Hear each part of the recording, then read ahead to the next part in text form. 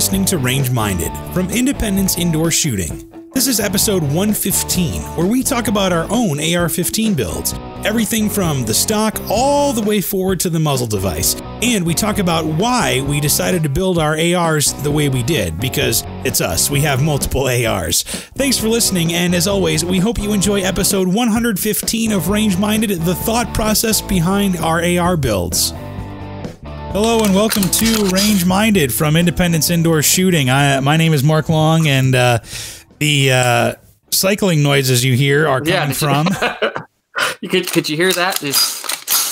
It's Steve in the bunker from eastern Idaho. The undisclosed location in eastern Idaho, and if I didn't know any better, the Eastern Front. That's an AR that was cycling.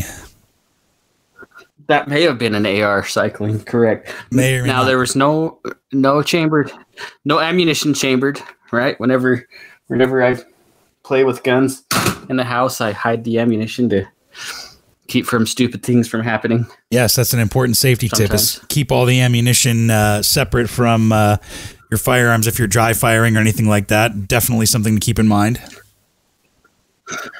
Please. So, but yeah, we're talking. I hear something on that end too. Yeah, I got something going on a little bit too. We're talking about ARs today, actually. Well, actually, all kinds of rifles. We don't have to keep it to just ARs, but considering that the AR platform is the most popular rifle in the U.S., that's where we figured we'd start. But yes. We're talking about rifle setups and why, because people talk about, oh, well, I have this or I don't have this or this, that, and the other. And kind of got me thinking that we haven't really talked about rifles all that much. And we haven't talked about what we have, what our setups are and why we have them that way. Or, hypothetically speaking, that is. Yeah. I mean, if I did have one extra, how would it be set up? Is that what you're saying? Exactly. If I had any ARs at all, this is how I would set them up. I wish I had one more. Well, that's actually, so we were just talking about this before we started, was that people own usually multiple ARs. I've got a couple, you've got a couple, at least in the safe that you're closest to. So it seems at least with the AR platform, in my experience and talking to a lot of other customers as well, like, selling stuff behind the counter, that the first AR seems like it takes them a little while to get, and they're extremely excited once they get it, and they can't wait. But pretty soon, that one AR needs a companion, and then another, and then another. So it's and it's so easy. We've talked about how easy it is to build ARs in other episodes, and they're just a fun gun. Yeah, and that's the thing, is the AR platform is so modular. You can use, there's so many different use cases. You can make one in so many different calibers, different barrel lengths, different optics, different everything. It's basically, if you've been in the gun world enough, you hear it's Legos for adults, and it really is Legos for adults. Yes, it is. So just a little. Well, honestly, not even that much more expensive anymore. Have you seen the cost of some of those Lego sets? Yeah, what's the big one is the Millennium Falcon, and it's like from Star Wars, and I think it's like $400 maybe. Yeah, and I wouldn't be surprised if there's some that are more expensive than that. Oh, sure. Yeah, I'm sure you could probably build it a cheap AR or buy a cheap AR for the amount of the Legos catches sometimes. Yeah, maybe. Well, at the time of we're recording this, because maybe somewhere down the road somebody throws on this episode and listens in 20 years. Yeah. There's a slight shortage of AR and AR accoutrement. Oh, I thought you were going to say there's a shortage of Legos. Well, there is a shortage of some Legos too, but yeah, it's kind of tough right now to build an AR or any kind of semi-automatic rifle in that platform or similar for a reasonable price like it used to be. It used to be really affordable, but supply and demand kicks in, and it's been really tough to find good parts at a good price anymore. Well, yeah, as of July 2020, we're in strange times right now, so it's hard to find a lot of things. I was just at the shop the other day, and ammo was basically twice as expensive, even for me, than what I was used to paying. So yeah. In the local gun store here, just last week, my sister-in-law was looking for some 9mm, and I sent her all over Idaho Falls, and she finally stopped at the range here in Idaho Falls, and said, hey, it's rationally figure by the end of this week.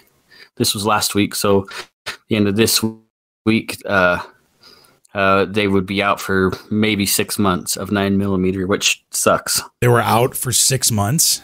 That's crazy. Wow.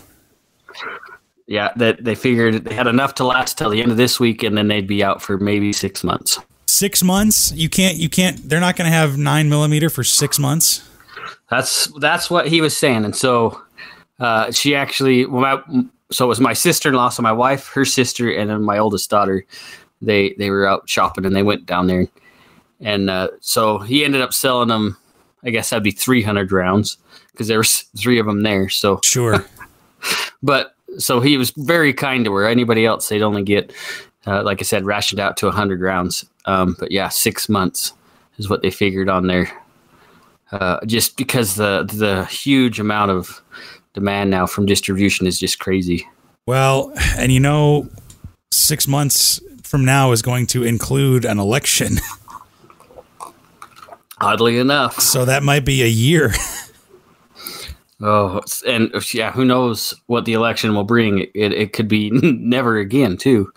Yeah, who knows, man. So that's kind of freaky that it's that bad over there. I was just at the shop a couple days ago too, because I went and shot the new Glock, and that was great, and I really enjoyed that. And they still had the ammo out, like on the shelves or whatever, like on the pallets or whatever, but.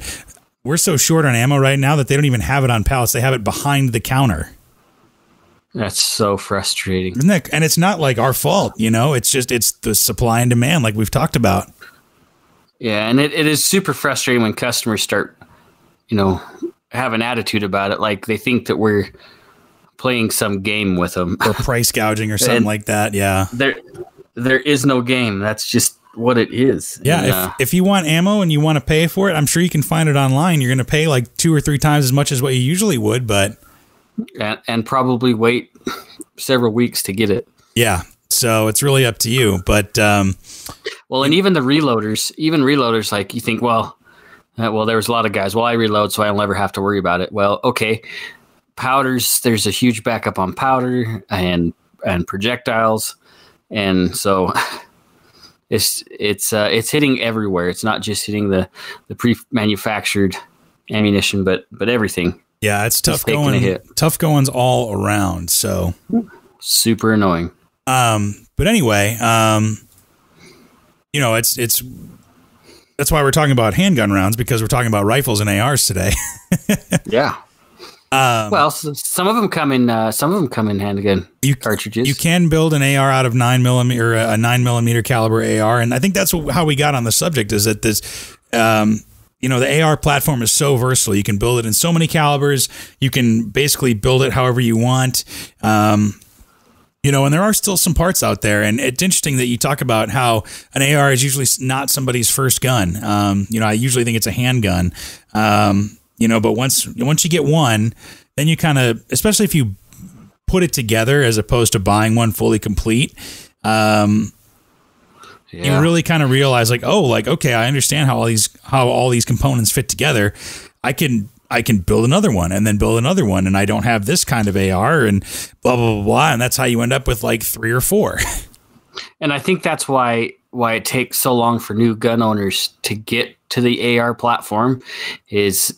There's this negative stigma that, it's going to recoil and it's going to hurt. I was trying to get my mother-in-law to shoot on the 4th of July. We went shooting. Nice. And I was trying to get my mother-in-law to shoot an AR, and she didn't even shoot a gun at all. But first thing it'll break my shoulder. It'll knock me on my butt. Oh, my gosh.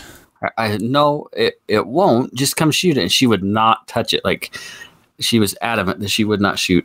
Did she watch you shoot it or watch somebody else shoot it? She watched my 8-year-old daughter shoot it. And she still didn't want to shoot it after that. Nope, she had no desire. Man, I mean, and so I think that's why it takes so long for the AR to become into a lot of folks' arsenal, I guess, if you will, is they're scared about it. And then once they have one, and that's why they have, oh, now I got to get a pistol. Oh, maybe I need to get a 20-inch barrel. Well, maybe I need to get a different caliber. Or maybe I wanted to get into short barrel rifles, or I want to get into silencers or long range, or. And once they understand the platform and how nice it is to shoot, because it's a pleasant rifle to shoot, it's downhill from there, if you will. Yeah. Because I mean, so we're going to cover everything kind of like, from the front to the back. And we've done this before in another episode, but I don't know if we got very personal about it, about what we actually have, sure. What our preferences are if we were actually to own any of these rifles, for that matter. Hypothetically, right? And, and just kind of go from there, talk about different upgrades. But there is a reason why people own more than one AR, because they're so versatile, and you can, a truck gun isn't going to be the same thing as a deer hunting rifle. You know what I mean? But they could both be ARs. Absolutely not. Right. So I figured we could probably start at the beginning with the basics about barrel length, because that's kind of the most important thing to get into in terms of legality. Yeah, and I also think there's a lot of misconception with barrel length too. Not just with the legal side of things, but, we'll probably get into muzzle velocity and, oh, sure. Feet per second and accuracy at distance. I think there's a misconception that my 10.5-inch AR pistol is going to be far less accurate than my 18-inch AR. And that weirdly isn't the case. And we'll talk about more about that later, I'm sure, but. Why don't you start off telling us, just so we're kind of all on the same page about what the legal, definition is between an AR pistol and an AR-15 rifle. Okay. So, according to the ATF, a rifle is anything 16 inches or longer. The barrel length. That's the barrel length. Now, barrel length would be measured from the muzzle device to the chamber. So if we're imagining an AR-15, if that bolt's locked home, we're going to be measuring from the muzzle device to where the face of that bolt is. So there's your barrel length. Now, like I said, 16 inches is what the ATF says. Now we can have a 14.5-inch barrel, but we have to have a muzzle device that is permanently attached. So if you imagine a flash hider, or maybe you have a suppressor or something, that has to be permanently attached to the barrel to make it a 16-inch overall. Yeah, and by permanently attached, you mean like welded. Yeah, usually it's welded. And I mean, there's guys that try and skirt the system. They'll put a set screw in there and then put a spot weld over top of it. Do whatever you want. That's your court case, not mine. But I would highly recommend not doing that. It's not worth your prison time just to have, 1.5 less on your barrel length. That seems a little silly to me. Yeah, well, and then you can get into. Why don't you get into it a little bit more about barrel length and muzzle velocity, because one of the big things is a lot of people talk about short, and we're kind of getting into the weeds a little bit, I guess, on this, but short barreled AR pistols where they're less than 16 inches. I mean, you can go down. I think the shortest one I ever had was a 7.5-inch AR pistol in 5.56, and it really depends on the caliber or whatever. But the shorter the barrel, the less velocity you're going to have in that round going out of the barrel. But depending on your use case, it might be a negligible difference. Correct. So now, you can go back and listen to we talk about pistol builds and stuff. You can go back and listen to that episode. I'll touch on it super quick if you don't. So the SBR, short barreled rifles, you can go through the ATF, you can fill out some paperwork, and you can have anything shorter than 16 inches in a rifle length, or a rifle. Or you can go a pistol build, which there's some things. Go back and listen to that episode. We just don't have time to talk about everything in this episode. Right. Now talk about velocities. So if we go a 20-inch barrel, like an A2 or whatever, AR-15, you're going to be getting 3,000 feet-ish per second, depending on the cartridge that you're shooting. Let's just say, for the sake of the argument, 3,000 feet per second. Once you start dropping that length, if you think about how firearms work, right? It's a controlled explosion, and you're launching a projectile down this tube. So the longer it stays in the tube, the more it's going to collect that energy from the explosion, and the more velocity you're going to get. Okay, does that make sense? Yeah. Okay.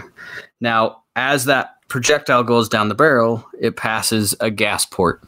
Now, the distance between your gas port and the muzzle, you're going to have something that referred to as dwell time. So that distance is what cycles your gun. So now when you think about we're shortening the length of that barrel, we're going to have to shorten the dwell time between the gas port and the end of the muzzle, which is going to change the cycling of your rifle. So some manufacturers will make those ports bigger, but then you're letting more gas through and you're going to cycle harder. So some ARs are going to have a greater recoil if they're in a pistol length or short barrel length. Some are going to maybe have more trouble cycling. You're going to maybe have some more failures that are induced. So there's a lot of stuff going on there too. Now, as far as projectile speed, from your 20-inch down to, let's just say, 10.5-inch, because a lot of folks are building 10.5-inch AR pistols. Sure. You're probably going to see 400 to 500 feet per second loss between the 20-inch and the 10-inch. And obviously, if we get 16-inch or 14.5, those are all going to change a little bit. But that seems, and it is, pretty significant. I mean, 400 feet per second, 500 feet per second, that's a pretty significant drop of energy. So yeah, that's the other thing you got to consider. So now it seems really confusing. You'd think at distance, that's going to really, really drastically affect your accuracy. But it really doesn't that much, which is odd. I think it really just affects the effective range of your AR, right? Yeah, I mean, you can. Paul Harrell's got a great video on this. If we talked about YouTube channels quite a few episodes ago. Paul Harrell goes through this in depth, actually, and he goes up to, I think, 300 yards with his 10.5-inch pistol, and the groups really aren't that different from his 10.5 to his 20, which I thought was really intriguing. Now you're going to have, because you're going slower, you're going to have more environmental impacts as far as wind or drop pressure, or air pressure, and yeah. So the longer you're in the air, the more effect you're going to have by the environment. So you have to compensate. But accuracy, as far as just grouping, really isn't much different. It's odd. You'd think there'd be a huge difference, but it's really not. Yeah, I mean and for what most people I think are using ARs for, which I'm going to venture to say is home defense, target practice, and all that kind of stuff, it's really not going to make that much of a difference. If you look at it from a home defense perspective, if you have, let's say you said 10.5-inch compared to 16-inch, so that's 5.5 inches of barrel length. Mm-hmm. Versus 500, 600, 700, 800 feet per second difference. If you're, defending your home and discharging rounds at maybe, 7 to 10 yards with an AR, would you rather have the maneuverability of a gun that's, 5, 6 inches shorter, or would you rather have something have the velocity of the round go through faster? Yeah. So my house AR is a 10.5-inch barrel. I'm not really concerned about that 400 feet difference because I have a 25-foot hallway and the bad guy isn't going to notice a difference if I have to use it. I hope have to ever use it, but they're not going to feel the difference. No. And so for me, it's maneuverability, tight quarter stuff. You can imagine carrying a broomstick or a chopstick through a house. One's going to be a lot easier to move around than the other. Yeah, that's a good way of putting it. Now, I mean, obviously, when you're going for like long distance shooting or hunting, or maybe some kind of long distance competition or something like that, all of which are appreciable uses for an AR, then you might be considering some different, just like the difference between a competition Glock and a concealed carry Glock. You look for different things, different barrel lengths, different, triggers, in each, Right. Now for go back to that argument real quick about velocities, that is specifically 5.56. If we jump to different calibers like blackout, 300 blackout, or 458 or those, that changes everything. And I don't have a lot of experience on those other platforms. I know that like 300 blackout, I had one for about 50 or 100 rounds, and then I traded it. It's so much heavier and slower that you're going to have a lot different results in barrel lengths and distance. So you'll have to do some of your own calculations if you're curious about your Creedmoor or whatever, your 243 in an AR platform. Yeah. They're all going to be different. Yeah, I mean, 5.56 I think is going to be the most popular round for a caliber choice for ARs. But yeah, 300 blackout. I mean, that's why a lot of people, if they have a 300 blackout, you'll see it in a shorter barrel, or you'll see it with a silencer or something like that, because it's going to have different characteristics. Same thing with, AR9s, as you could call them, is that the barrel length is going to be different, and it's going to affect the velocity of that round differently. So. And honestly, the function's different in the PCC, the pistol caliber carbines, than they are in a gas and pinged AR. It just runs differently. Yeah, well, and your use case is going to be different too, for that matter. So, but one thing we'll say, and you touched on it at the beginning a little bit, is that if you do have an AR pistol that's shorter, the barrel is shorter than 16 inches, you have to have a pistol brace on it, or nothing at all. You can't have a stock on it, or else you're going to get a visit from the ATF. Yeah. And it's not like they're watching everybody, but chances are you're going to be posting something on your social media. Something's going to happen, and they may or may not find out. I mean, that's just something you're going to have to do on your own. I would highly not, recommend not doing that, just because I enjoy my firearms and enjoy my rights. I'm not going to risk it doing something stupid. It just doesn't make sense to me. Well, and that's one thing I'll say too, is that, one thing that, was kind of interesting to me, I learned a couple of years ago, is that, putting a pistol brace on your AR pistol is one thing, but you cannot modify that pistol brace at all, because, let's say you have a pistol brace and I have one right here. It's, like the Shockwave. It's just a molded piece of plastic. That's a great, pistol brace or whatever. And the ATF has kind of gone back and forth, but has mainly come out and said that you can shoulder, your pistol braced AR, as long as it's not the primary use or whatever. But it's not very comfortable to have that, hard plastic against your collarbone and your shoulder and your clavicle and all that kind of stuff. So you may think, okay, well, I'll put like a pad there or whatever. That actually constitutes, improper use, and you can get in trouble for that. So yeah, you've just modified it into a stock at that point. Yeah. So you want to make sure you're very, very careful about, any kind of modifications, or just don't even bother modifying a pistol brace. You put it on there and that's about it, Right. So, but I mean, there are great options for both pistol braces and stocks, on either side of them. For me, Magpul can't go wrong with, their bare bones. I can't remember the acronym at the moment, but I have a CTR stock on mine. Mm-hmm. It's adjustable, and it's got a lock on, so it kind of locks into place. It's not going to move one way or another. Their UBR is really, really cool. But it's also $200. So, you can spend as much as you want on. Yeah. I like a lot of Magpul stuff. Bravo Company USA makes some really cool grips that I kind of like a little bit better. They're a little bit different geometry if you're going the pistol route. That, they feel a little bit nicer, but I have a lot of Magpul stuff on some of my other guns too, and I have nothing really bad to say about it. Yeah, I would say the price point and the quality really do intersect at a really sweet spot, so it's hard to say no to any of that stuff. And they make a lot of. It's not just for AR parts. I mean, they make Glock magazines, they make shotgun components. I mean, there's all sorts of stuff too. So yeah, if anybody from Magpul's listening, we'll take a sponsorship, no problem.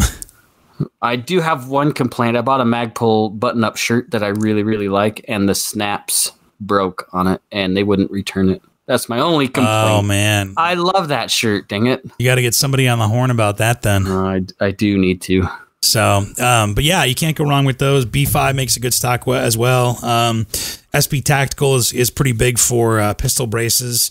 If I had an extra $150 to spend, I'd probably get one of those. But Shockwave Blade works just fine for me on a pistol. Maxim Defense makes some really, really cool stuff, which is basically, very similar to the. In fact, I think they built the SB whatever. It's the same thing as the Maxim what they have on. Oh yeah, it's just a little bit smaller, I think. SBR, which is pretty freaking cool. Works out of Boise. They make some pretty cool braces and collapsible stocks now that I think are cool. I like Odin Works stuff. Yeah, Odin Works is good stuff. There's a lot of stuff out there. So moving forward, for me, wow, I can't think of the name right now. Buffer tubes, Castle Nuts. Oh yeah. Buffers, buffer, springs, all that kind of stuff. For me, you can really get deep into the weeds with that kind of stuff, but as long as the gun cycles, I don't really care what's in it. So buffers and buffer tubes and springs, they get really confusing to me. So I can never remember the right combination, for a lot of stuff. So I usually talk to Jeff or Cody or Dakota, sure. Like, hey, I got a problem. What's going on? And you'd think I'd retain that information because I've had to talk to them more than once, but I just like shooting. I forget stuff. Here, fix it. Give it to them. They fix it, and then I go shoot again. Yeah, I want to shoot it again. But we could I'll spend a couple of minutes here talking. You can correct me if I'm wrong about kind of what the buffer tube and the spring and the actual buffer all are. But when you fire the gun, the bolt comes back. Because of the gas. Being fed off and, you're talking about that dwell time. The gas comes back, fed through the bolt carrier group and through the gas port, and that drives the bolt carrier group back, which forces the buffer and the buffer back, which compresses the spring into the buffer tube.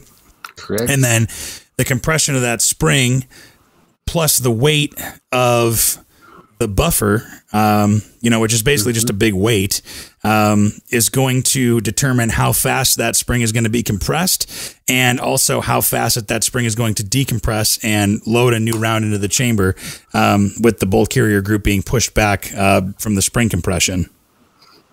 Right. Yeah, that's exactly right. And so that's where buffer weight and spring tension, I guess would be the right word, come into play.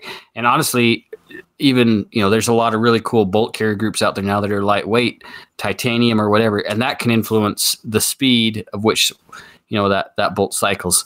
All that has to work together correctly to make sure that you're ejecting and feeding, each cartridge. And so yeah, sometimes there's a real fine balance. You might build something really cool that you're excited about, and you screwed something up.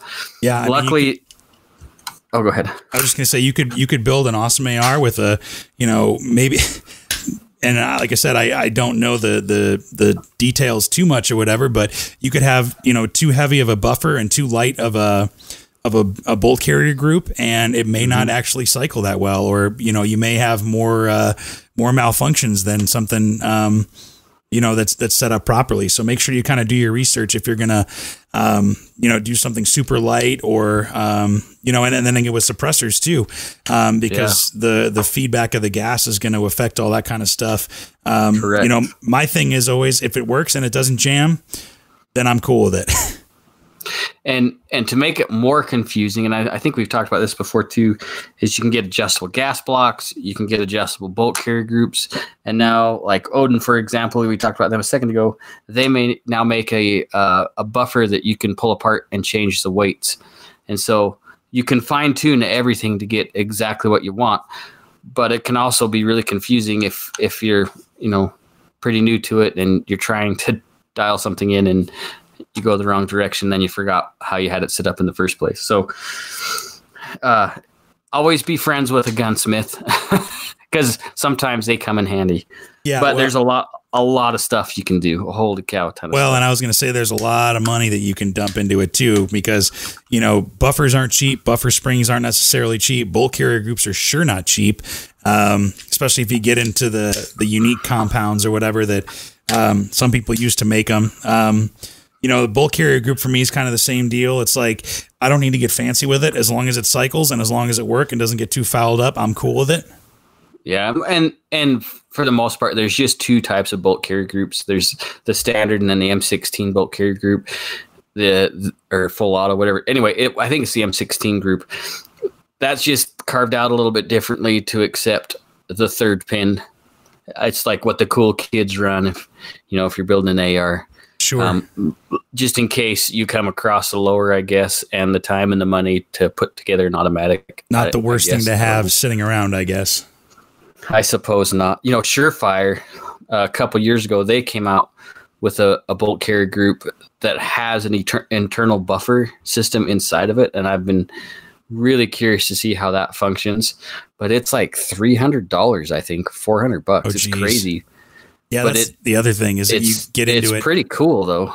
Yeah, I mean, you get into it, and it's a lot of money. You can spend a lot of money.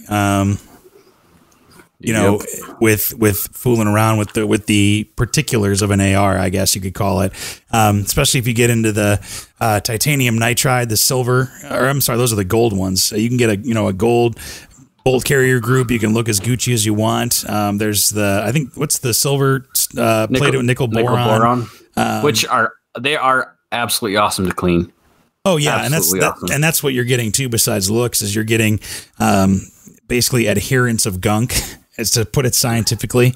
It just wipes right off on it. Yeah, it's a lot easier to clean, but they are, significantly more expensive. So moving down, though, or actually, we forgot one part, the charging handle. Uh-oh. Oh, yeah. Oh, man.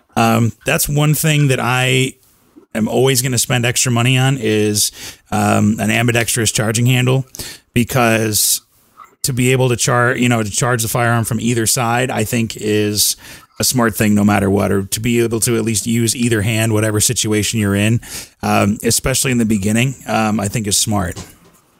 Well, if you, and I highly recommend it, plan on taking any kind of a AR class, they're going to go through left and right hand shooting, and you're going to start to realize that it's nice to have ambi charging handles and anti-selector switches, a way to drop your mags. Like, I'm not a huge fan of the bad lever for dropping that bolt carrier group, but I mean, it works. You learn things when you take a class, and it's worth making those changes on your rifle, because you see it in action. You realize, oh man, that's going to suck if I have to use this, and for some reason my dominant hand goes down. See, it's interesting, because I actually was going to say, I guess, moving down to the fire control group and all of the controls, I actually don't have any ambidextrous controls on any of my ARs. Well, you should. Well, but here's why I don't, is because I want to be able to pick up. It's just like with a Glock. I want to be able to pick up any AR if need be, and maybe call me a little crazy, but I want to be able to pick up anybody else's AR and compete with it, and be able to know exactly where the safety lever is, and not, hit it with the wrong hand and be like, oh, I'm used to having it here, or like you said, the bad lever or whatever, which gives you that little extra, way to release the bolt carrier group right there in the trigger guard or whatever. I want to be able to use the same motions every single time, and not worry about what hand I'm going to use it with. Yeah, like if you transition to offhand shooting or whatever, but you can train, that hand to have that control in the same exact place every single time. So, especially for new people, maybe, down the road, you're more experienced. I'm sure I know there's people a lot more experienced than me that, maybe ambidextrous works for them for different use cases or whatever. But I think if you're brand new to shooting ARs, I don't think that having keeping it simple is the most right. Keeping it simple is important, and you're not going to develop any kind of, bad or weird habit, especially if somebody tosses you an AR to shoot, for anything. You know what I mean? Yeah. Or, I mean, even just something as simple as a competition. Let's say you're going to go to 2-gun or 3-gun or something or whatever, and your AR, I don't know, blows up, or it's just you forgot or something like that. Something's catastrophic isn't working, but you still want to compete. And somebody says, here, you can use mine. And maybe you're used to an ambidextrous mag release or whatever, or an ambidextrous bolt release or whatever. And, you may lose a couple seconds because of that. That could be true. So, but I switch all mine to ambi though selectors. It's just nice. You're right. Don't get me wrong. It's convenient. It's very nice to have. It's a luxury. Well, you're bad mouthing my ARs now. Is that not at all? Because yours are probably cooler than mine. But no, they're all cool. The thing is, it's the simplicity thing. It's doing the same thing every single time. But I'm not against it. It's just I don't have many on mine because I don't want to get used to that particular of my firearm. I think that's sound logic. I would not disagree with that. So it's also because I'm weird because I'm a lefty. I mean, I shoot handguns left-handed, but I shoot long guns right-handed.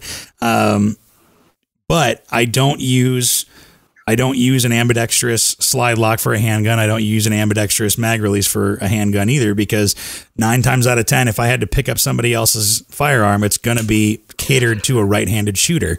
So I figure if I can manipulate the controls where they usually are with my left hand and, compensating it a little bit, that's going to be faster than me having to, let's say I get a Gen 3 or Gen 2 Glock or 4 Glock that doesn't have the ambidextrous slide release. And I go, try to release the slide in a reload or something like that. And it doesn't work. And I'm wondering what the hell's going on. You know what I mean? Yeah. Just extra thoughts as a OCD lefty, I guess you can call me. Yeah. I get it.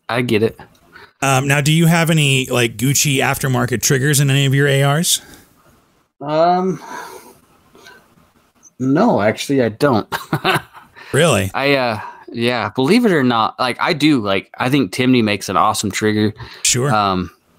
There's Elf makes a great trigger. There's that, is it Trojan Firearms out of Caldwell? They make a pretty nice trigger. I just haven't gone that far, actually. I was talking to Jeff, the gunsmith. He's like, you just bring me the trigger. I can crisp it up. But a trigger for me is something I would never try to do myself personally. Sure. Yeah. You don't want to mess with the pieces. You can get a drop in, but yeah. And that's totally different. But trying to change the geometry of a mil-spec trigger, no, I won't do it. Yeah, and for me, I don't have any tricked out triggers either, and I think the reason is because I just can't bring myself to spend the money because I know I'd have to go with a Geissele or something like that where it's just way nicer than what I need. Yeah, and they do feel fantastic. I can't remember the name of the trigger. A friend of mine built an AR, and he had a little trigger that had basically, it was completely vertical trigger face, but it had a sleeve that would just roll back or forth, almost like a tube, and the trigger face wasn't flat. It was just this thing that would roll. Imagine a straw on the trigger that would just spin. And that's weird. The logic behind it was it reduces the chance of you pushing the gun with your trigger as you depress the trigger, that it would just kind of roll with whatever angle of finger was on the trigger, which is interesting. I don't know if it's if it works or not. It was a good crisp trigger. Other than that, it was just different. So there's a lot of different things you can do. Yeah. And that's one thing I'll say about, the AR world. If you really get into it, you want to say that there's no innovation happening in the gun world, dive into the AR world and you're going to find a replacement piece for every single piece of your AR that's going to at least claim to be better, faster, lighter, stronger, whatever.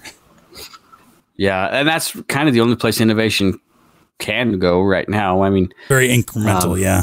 Yeah. There's not some amazing new platform that's come out that cycles differently or whatever. I mean, the function of the firearm hasn't changed in 40 years, 50 years at least since Stoner came up with the platform that we use. Which honestly was used before anyways. In reality, the gas impingement's been around for a long, long time. Yeah, it's been around for a while. But I mean, just the whole modularity, I think, lends itself to having, so much innovation in one piece. or in every piece of the firearm, you know? Yeah, I would agree. I'll tell you one thing that I'm actually very particular about when it comes to like the fire control group and all that kind of stuff, and the or rather the controls or whatever, is I'm very particular on a grip. Yeah. Because the standard A2 grip that'll come in any kind of parts kit you get is garbage.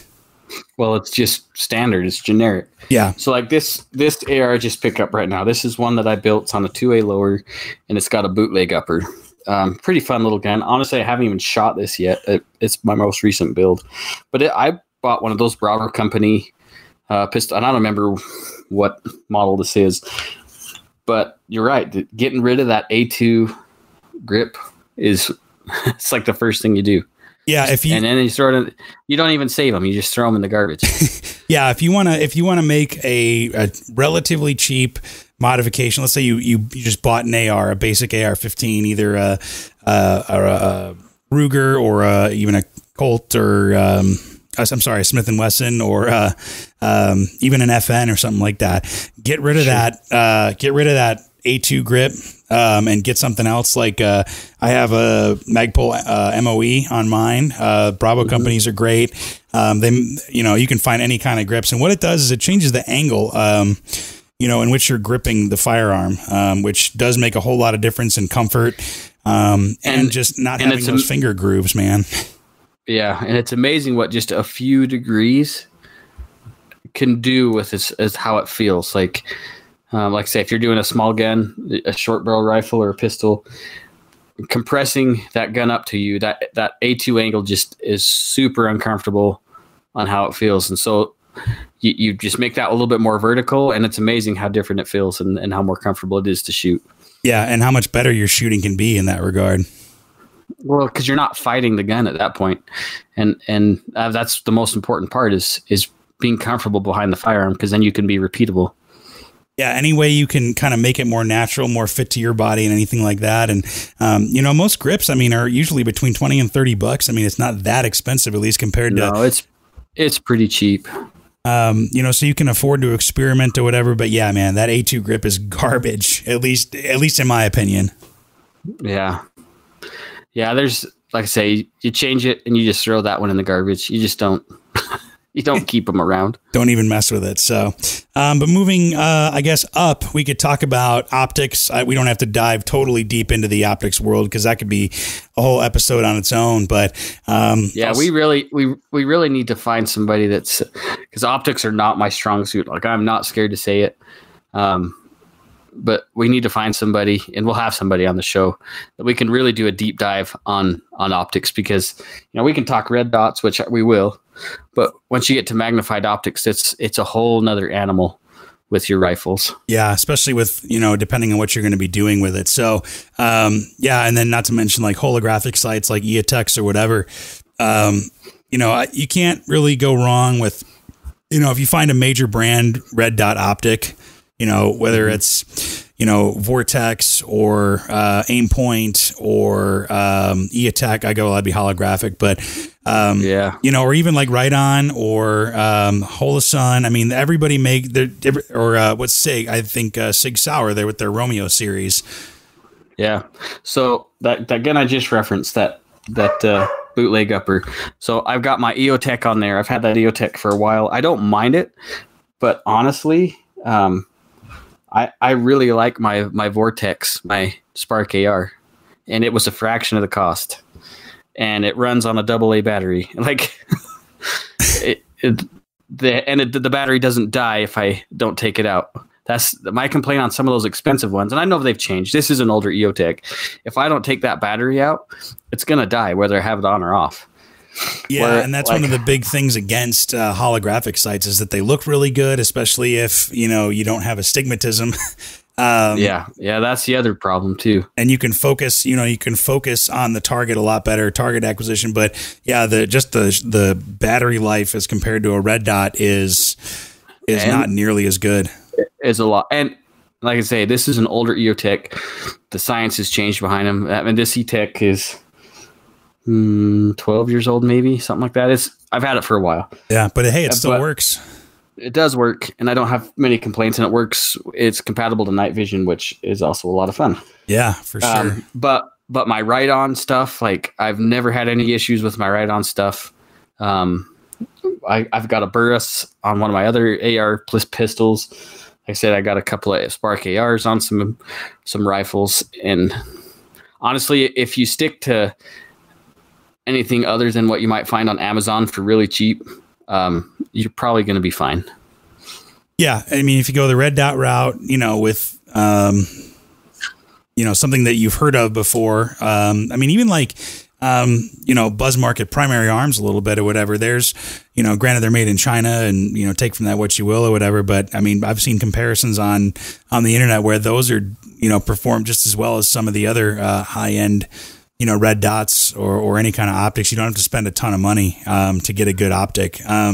One of the things that I really like optics wise, because I have astigmatism, because I'm blind as a bat, even though it's a little bit heavier, is a low power variable optic. I actually have a Vortex Strike Eagle 1x8, and I love that Strike Eagle platform. Those are awesome. Yeah, it's phenomenal. It's better than I ever could have hoped, because not only do you have the capability to zoom in a little bit if you want to, but you have an etched reticle in there that you don't necessarily need to light up. But if you're out there during the day or at night or whatever, you have I think it's a CR123 battery in there that lasts a good long while.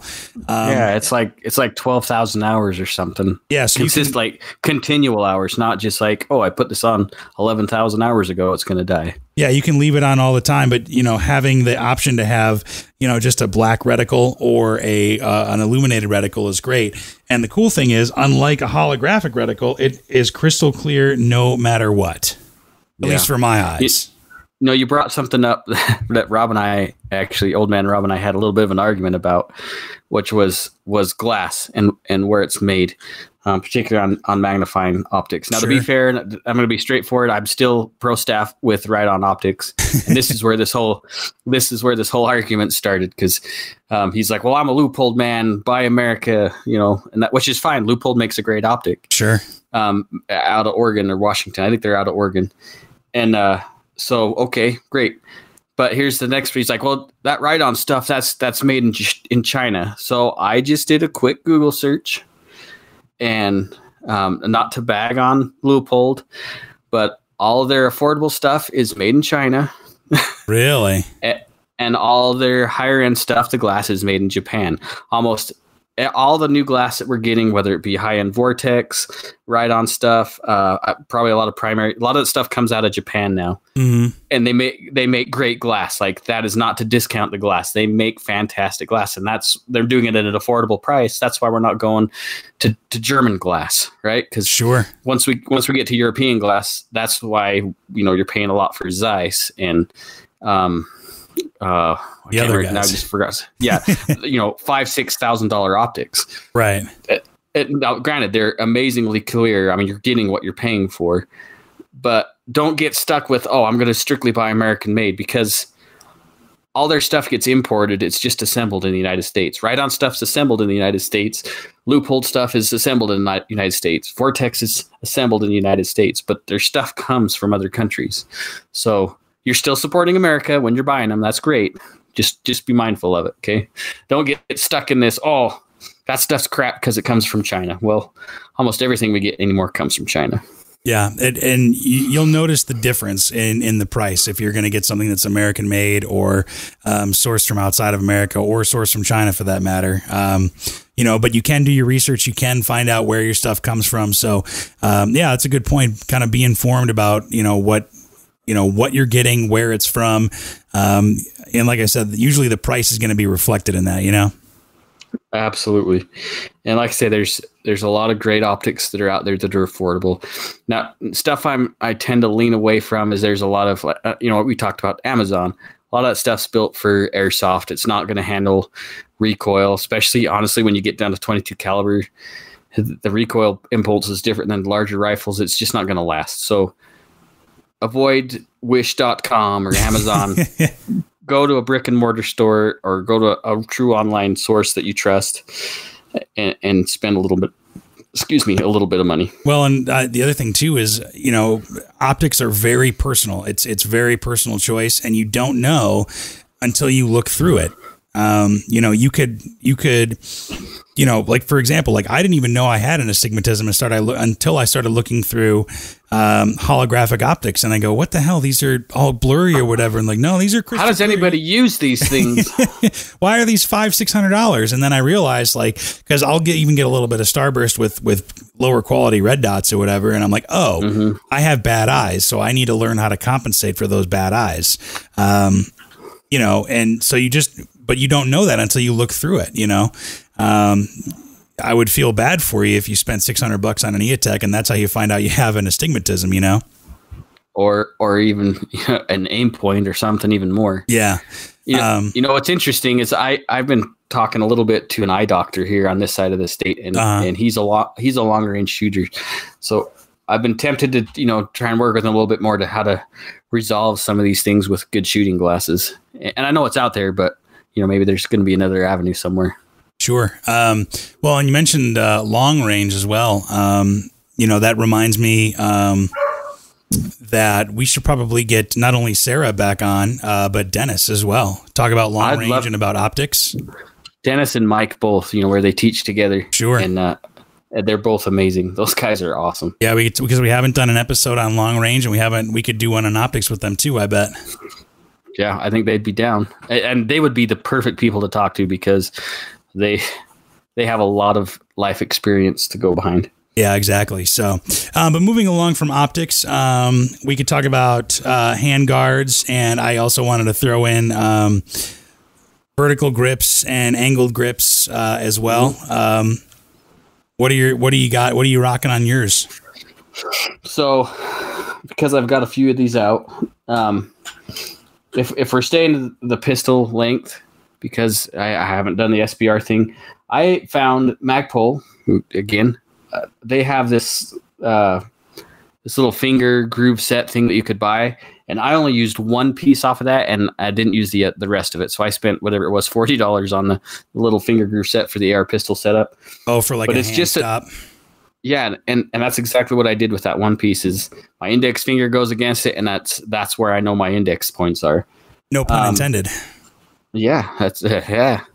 But obviously, with an AR pistol, we can't do a vertical foregrip. So again, we've talked about that in previous episodes. Right. And I'll just go ahead and say that some people, and I'm probably going to say it incorrectly, but some people will say that it's, if you have an overall length of over 26 inches, even with a short barrel, you can have a vertical foregrip on it. But my philosophy is on that, not even worth like tempting fate.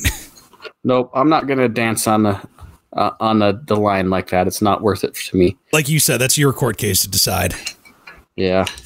And I promise you the government has a lot more money than you do. Yeah, and time. Yeah. Yeah, so on mine, so I haven't said this yet, with my Strike Eagle, I kind of have like a recce style rifle, which is kind of a general purpose do all kind of style rifle. It's a full rifle with a 16-inch barrel and the stock and everything like that. I actually have the old style MOE mid-length handguard on it. Not even M-lock or anything like that. It's just an old two-piece drop-in, not even free float handguard on it. That just replaces the clamshell. Is that the one? Yeah. And then I put a vertical foregrip on it as kind of an index point. And it actually works really well. I kind of like it. It's nice thick plastic. So, like some rails and stuff that are really thin or skeleton knives get really hot.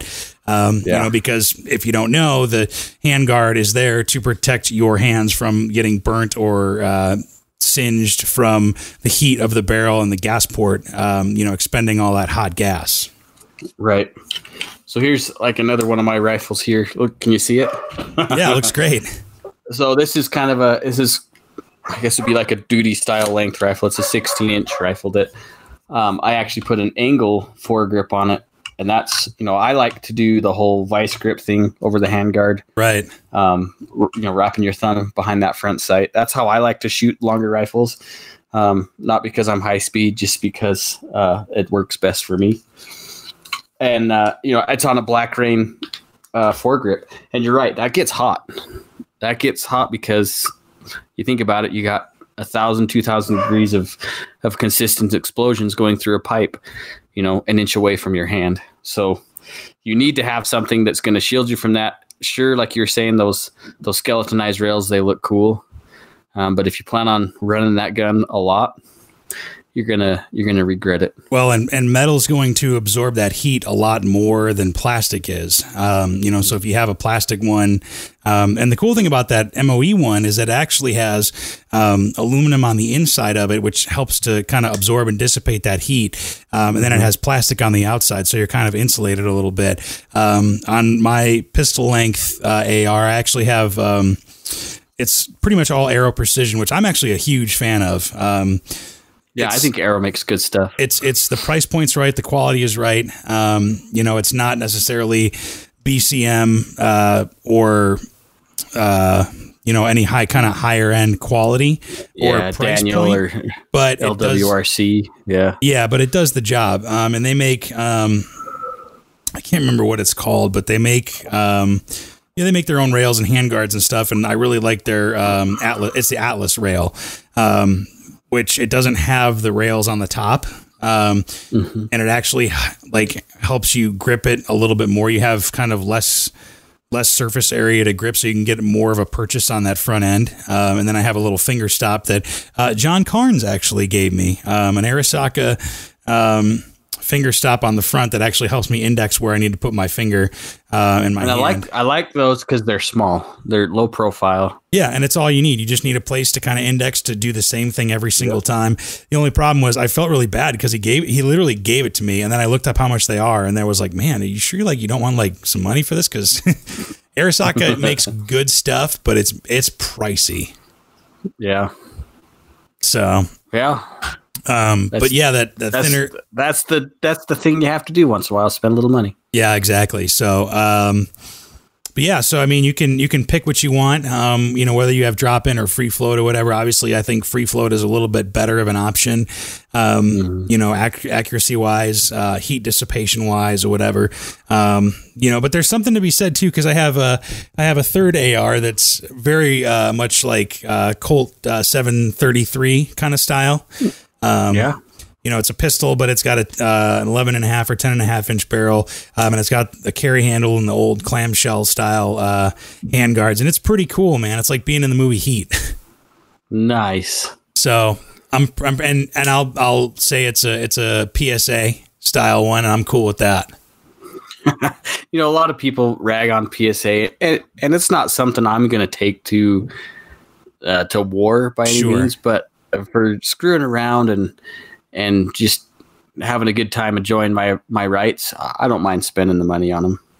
Yeah, I mean, I got it was an Anderson lower, so it was like $50. The parts kit was like $50, and then the upper came with everything completed for like $320. Can't worry about that. No. And I don't think you can find it for that anymore either. Yeah. This was like a year and a half or 2 years ago, but yeah, you get the picture, and it's a fun, cool. That's the other thing is like, you watch the movie Heat, or like Max Payne was a game I played as a kid or whatever, and I was like, man, those are cool. Like I want one of those one of these days, and now I have it. It's kind of a safe queen a little bit, or just a fun gun, but nothing crazy. Well, and there's nothing wrong with stacking your safe with ARs anyways. Right, they're not going to go bad. No, they preserve well. But anyway, moving ahead to a little bit more forward, talking about lights. Do you have a light? Yeah. What kind of lights do you have, if any? So I do, and honestly, they're really not anything special. So on this one, I actually have a TLR1. Okay. Which is fine. It's more of a handgun. Actually, both of mine with the lights on them, they're just the TLRs, and they're fine. Would I like something maybe with a pressure switch or something? Yeah, I think so. But practicality is all I'm down to. It's in the safe. I might as well be using it. Sure. That's not true. Actually, one of my other ARs has a Phoenix on it, which is like, I think it's 700 lumens or something. And it does have but it has the thumb switch. It doesn't have a pressure switch on it. I'll tell you what, man, going from a thumb switch to a pressure switch changed the game for me. So when I built this Arrow pistol build, I was like, you know what? I want a pressure switch, and I want something that, sits kind of off center a little bit, kind of out of the way, this, that, and the other. And so I went with a Streamlight Pro Tac, which, I mean, if I had the money for a Surefire, yeah, you'd bet I would buy one. But the Pro Tac is about half the price. You know what? I think Surefires are cool. They make some cool stuff. But Streamlight is honestly, I can't really tell a lot of the difference sometimes, other than the price point. And I know there's somebody out there, some gadget geeks, like, are you kidding me? They're so much better, and they might be. I have a Surefire, and it sits in the backpack, and I never use it. Really? My Streamlight, I have all the time. Yeah.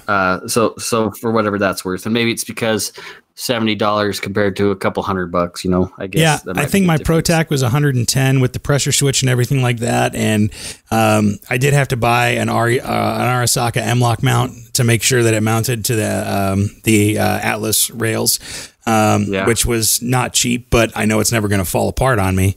But the pressure switch is super cool because not only can you index with with that finger stop or that hand stop or whatever, but then you can also index with your pressure switch too. The only thing is I see a lot of people rocking the pressure switch on the very top, and I can't do that because I don't have those rail attachments on the top like most other, hand guards do. So I put it on the side, and having my thumb there actually, is actually kind of nice because I can use like the tip of my thumb to just have a, pressure on, let go off, or I can use my first knuckle for a click button, and then it's, constant on, constant off. Right. So, but then again, that's just what works for me. I think that's what makes sense to me after, spending a couple hours messing around with it. And the other thing too, I'll have to say is that I did have to jerry rig, the pressure switch mounting, because normally there's like a, rail attachments that'll make the pressure switch sit into it. And there's no M-Lock screws, that you can just screw into, screw the pressure switch into the M-Locks on the other side. So I had to actually hog the holes out and buy aftermarket Magpul M-Lock screws to attach it to the rail. So it's not going anywhere anytime soon. Well, at least it better not. Yeah, and sometimes, and that's the other thing with lights is you have to figure out your wiring situation, obviously, especially if your light's on one side and your pressure switch is on the other side. But that speaks to your, having just a thumb actuated where you don't have to worry about wires at all. Yeah, and light placement could be a whole nother philosophy on itself. And just do your own research. If you do have a light on there and you're not sure where to put it, do some homework, because there's some philosophy out there of why you don't put it on one side versus the other, or top or bottom. So it's a long conversation. We don't have to get into it, but there's some interesting philosophy out there of light placement itself. Yeah, and I think a lot of it comes down to personal preference as well, Yeah. So I think you're right. But yeah, the other thing too, and I wanted to bring this up, is that the other thing to consider is that if you put, you don't want to put too much stuff. We've talked about kind of all the stuff we have or whatever.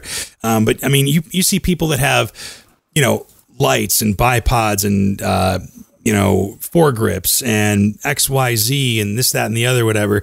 One of the things you have to worry about is weight, because like, I actually really like a lighter AR. I like being able to hold it in one hand, but I also understand that, the heavier the AR you have, the more it'll recoil, mitigate the recoil. But, you really have to find that balance between, weight, lightness, and having exactly what you need on there, Yeah, and just because it has an auxiliary rail doesn't mean you have to fill the space on the side of the gun. Yeah, exactly. So, just something to keep in mind. For me, I try to keep them as minimal as possible with the stuff on there. And it kind of depends on the purpose, right? So I have an AR that's set up for a little bit more distance, and so sure, I'll put a bipod on there, but I'm not going to put my flashlight on there. That would be pointless. Right. You really have to think about what your use case is. Yeah. Yeah. And build for a reason. Like we both had, sounds like anyways, we have some shorter guns for maybe in-home defense. And so, yeah, absolutely, I'm going to put a light on there because I got to see what I'm shooting at. And, you know, maybe I have other things on there too, but it just, you got to, if you're going to build one, build it for the purpose of what you're going to use it for, not just because, oh, this would look cool. Right. Because then it's going to be heavy. You're not going to want to shoot it, and then you're just never going to use it. Yeah, you want the least amount of stuff on there as necessary. Exactly. Right? Just put the essentials, and that's it. So moving forward, though, I think that really basically just leaves us to the muzzle device. And there are plenty out there. I say that's a whole nother episode on its own as well. Yeah, and so I guess we could say this: there's a difference between, oh my gosh, a flash hider or a compensator. Right. They're two very different things, and the name should give it away exactly what they do. So a flash hider, a flash suppressor, I guess you could say it too. Like, for example, if you look at the standard A2 bird cage, those little vents on the end of there are designed to push gases out in those directions and dissipate that flash. If you've ever seen an AR without anything on the end of it, like, it can be really bright and it can bark a lot. Sure. The idea of this obviously was in wartime, I guess, is to, well, two, honestly. So not to give away or put a signature of where you're at, and to keep your eyes in nighttime shooting, keep your eyes from getting blinded from flashes and reducing your efficacy. Yep. Where a compensator does just that. Like, it pushes gases in a specific direction to mitigate recoil. Right. So instead of, maybe you're, shooting multiple rounds, in quick succession, you might see that muzzle start to climb after the second, third, fourth, fifth shot or whatever. Oh, yeah. With a compensator, that's actually going to shoot the gases forward and push the gun straight back into you, so then you don't have much muzzle rise. But the problem with that is you might be shooting a fireball, depending on how long short your barrel is, and you might also not make any friends at the range, depending. Absolutely, yeah. Once you start rolling with compensators, and it doesn't matter what the platform, handgun, long range, whatever, hunting rifle, that noise is going to elevate at the point of the shooter. That's could be really unbearable. Yeah, it can be very loud. But I've got a Dragon on my longer range rifle, and that is one of my most favorite breaks of all time. Compensators, I guess, that it is so ridiculously loud, though. Actually, it's a lot of fun to have in the range, just because I'm obnoxious and it's a firing range, so I don't really care. But it is incredibly loud, and it does put out a pretty fair, flash at the end. But I can dump a whole bunch in one spot. It's fun. And there are also some breaks. I'll be honest, I've had my eye on VG6 Precision for a long, long time, because I just have A2 bird cages on mine. It's kind of like triggers, where it's like, you know what, I'm not going to spend the money. Like, I can't bring myself to spend $100, $200 on a little piece of metal that's going to maybe make a marginal difference in the use case that I have for my ARs. But if I were to build like a 3-gun or a 2-gun, like competition style AR, then I would consider getting every advantage that I could. But absolutely, some and I might be wrong, I'm on the website now to make sure, but VG6 and other companies make kind of combination ones, where it's not necessarily a flash hider, it's not necessarily a compensator, but it's kind of the best of both worlds. So you're not necessarily loud as hell, but you're not getting the muzzle climb that you would with kind of a normal flash hider or something like that. So you get kind of the best of both worlds. Right. And can help, and if you can stay on target, after 5, 6, 7 rounds without any muzzle climb, that's going to help you a lot in competition or anything like that. But then again, you look at muzzle devices, like I said, it can be a whole episode on its own. And you can also spend a lot of money. Oh my gosh. Yeah. Oh yeah. So you gotta watch out for that. They get ridiculously expensive. And here's kind of a funny, maybe it's a little more anecdotal than not, but the bird cage. Mm-hmm. So I think it was the Firearms blog. Actually, they did a story on which one's the best one, right? Was it the great like muzzle device off thing?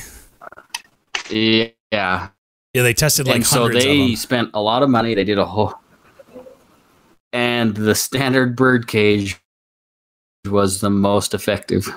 Isn't that crazy? And they're the cheapest. I just thought it was funny. Yeah. So, maybe all that military research and studies, maybe they actually did something good for once. Yeah, they came up with something. So, I mean, that mainly mine, it's not because I think it's the best, even though it might be, but it's usually what comes with a barrel, or they're $5 on Brownells or whatever, or a Midway or wherever. And some people even just have them laying around. And you know what? Good enough for me. Yeah, and I don't mind them. Like, Gemtech used to make a great suppressor that bolts right on there, the Halo, and I don't know. They're effective. They're fine. They're not as cool or as glamorous, I know, but if I come across a little bit extra money to buy a different muzzle device, then I do it just because I want to dress it up, But it's not an end all be all. Like I don't mind having them on the end of my guns. Kind of the crown on the end of your, AR. Right. So, but yeah, I mean, that kind of pretty much covers it. The only thing I think we missed is iron sights. But I guess that kind of goes without saying is that, at least for me, you should always have backup iron sights on every rifle. Absolutely. I know, like, I helped a buddy build a rifle, and he's like, well, I got the scope. I'm not going to put these sights on there. I was like, just put the sights on there. They fold down. They're out of the way. You'll never be able to use them with the scope on, but what if your scope breaks? Yep. If you're in the middle of something, hunting or whatever, and something fails, you need an option. And so I finally convinced him to put it on there. Well, and they're not that expensive. I mean, you can get some super expensive ones or whatever, but sure. Just a basic set of Magpul, polymer backup sights that fold down or whatever. They work pretty good. Yeah, you're going to be about $100 basically with the front and rear set. There are some cheaper options. UTG, honestly, and a lot of people bag on them, but I have a set of their metal flip down sights. Really? And they're really not that bad. In fact, I'm pretty sure that's the same sights that are going on the Saint rifles now, the Springfield Saint rifles. Well, and if they're metal, I mean, that's gotta... Yeah, that's why I tried them, because they're metal folding sights. And honestly, they've stayed true. They were really affordable. I think it was $50 for the set, something like Impressive, that. Man. And they still work. Yeah. And that's ARs. Those are our ARs. Now, don't get excited. I'm not going to post pictures of these on Facebook. Because they don't exist. No, I just lost them actually in a boating accident. Yeah, they just disappeared. So, but yeah, they're ghost guns. They just vanished. Hopefully, kind of shed some light on what the choices that we've made. You do have to make a balance if you're a normal human between cost and quality and weight and your use case and everything. And honestly, for me, buying and building an AR, part of the fun is doing all the research and figuring out what the best decision is for your use case, Yeah, and it is really easy to fall into a trap. Like, I know when I got my first AR, like, it's this rabbit hole of gadgets and parts and pieces. It's kind of like having a Jeep or a motorcycle, right? You start thinking of, I could upgrade. Or a Glock, yeah. You don't have to have all that cool stuff on the gun. We talked about keeping things simple. Right. And especially with your first gun, don't go crazy because your buddy's got this gun and he's telling you that you got to buy these specific parts. You don't have to, and just get something you can afford and then upgrade as you go. At least with the AR-15 platform, everything is compatible.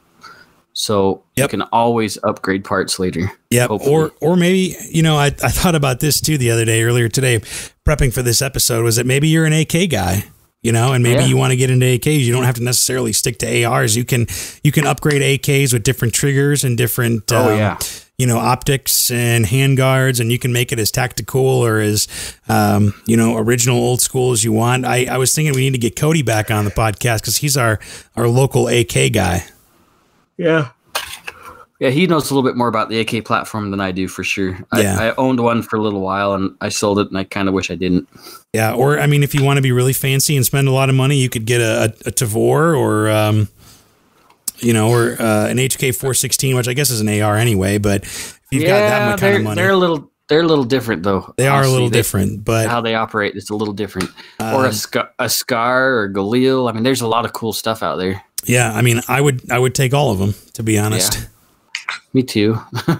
So, but yeah, hopefully that kind of helped you out a little bit, especially if you're new to ARs or whatever. Maybe you bought, you were lucky enough to get your hands on one during this weird time, and you're thinking about what to do with it. I would say just if you can find it, buy ammo and training, and then figure out where you need to go from there. Or just go buy a grip. Yeah, because that'll really change the game. And even if you can't find the ammo and you've got money to spend, take a class. Take some kind of a defensive carbine class or something. They are a ton of fun. John, I know he teaches some of our classes there, and they're worth it. At least get to know the platform, because there's a lot more cool stuff you can do once you know how to use it. Well, and being able to even just to take it apart and and learn the different pieces and how they all function together, that helps you understand the function of the gun and how to use the gun a lot more as well. Once you understand how the gun cycles and how it works, so there's a lot of fun to be had in learning how it works and learning to shoot it well. Yep, I agree. So, but if you think we missed anything, or maybe you have your favorite upgrade, let us know, podcast@iishooting.com, or find us on Facebook at Range Minded Podcast. Same thing on Instagram as well. If you're brave enough, maybe share your AR in a photo with us, and we'll roast it.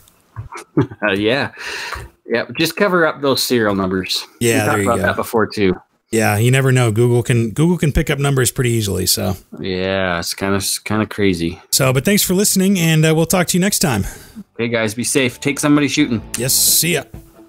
Thanks for listening to Range Minded. Find us online at Range Minded Podcast on Facebook, or send us an email at podcast@iishooting.com. We're always happy to get feedback, episode suggestions, whatever you want to send us, really. And be sure to subscribe to us on Apple Podcasts, Google Podcasts, Stitcher, and pretty much wherever else you get your podcasts from. Thanks for listening, and we'll see you next time.